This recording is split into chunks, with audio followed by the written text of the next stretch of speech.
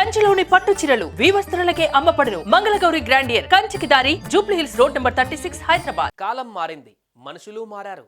బంధాలు బంధుత్వాలు నిలుపుకోవడం సంగతి అటుంచితే ఆస్తులు అంతస్తుల కోసం ఆఖరికి కన్నవారిని కట్టుకున్న వారిని తోడబుట్టిన వారిని ఇలా ఎవరైతే ఏంటి డబ్బులొస్తున్నాయంటే చాలు వారి హత్యకు కత్తులు నూరుతున్నారు.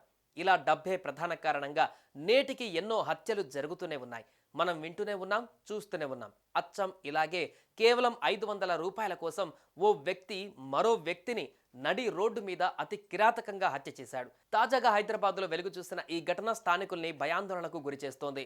అసలు ఈ హత్యకు 500 రూపాయలే ప్రధాన కారణమా? దీని వెనుకున్న ఆ మర్మం ఏమిటి?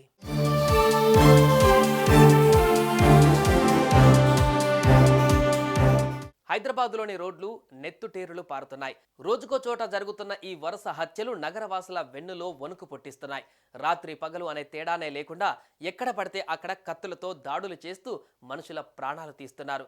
ఇక ఈ వరుస హత్యలు తెర మీద ఉండగానే 500 రూపాయల కోసం హత్య చేసిన ఘటన ఇప్పుడు సంచలనంగా మారుతోంది.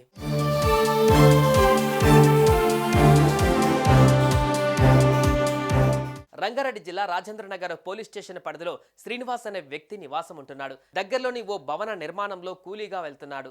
అయితే సాయి అనే గుత్తేదారు ఇటీవల శ్రీనివాస్ వద్ద 500 రూపాయలు అప్పుగా తీసుకున్నాడు.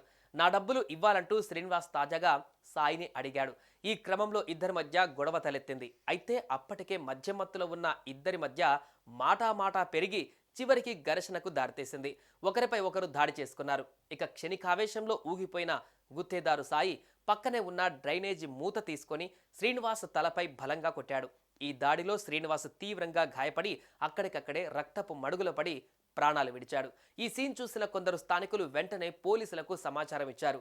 ఘటనా స్థలానికి చేరుకున్న పోలీసులు మృతదేహాన్ని పోస్టుమార్టం నిమిత్తం ఆసుపత్రికి తరలించారు. అనంతరం ఈ ఘటనపైన కేసు నమోదు చేసుకుని దర్యాప్తు చేస్తున్నారు.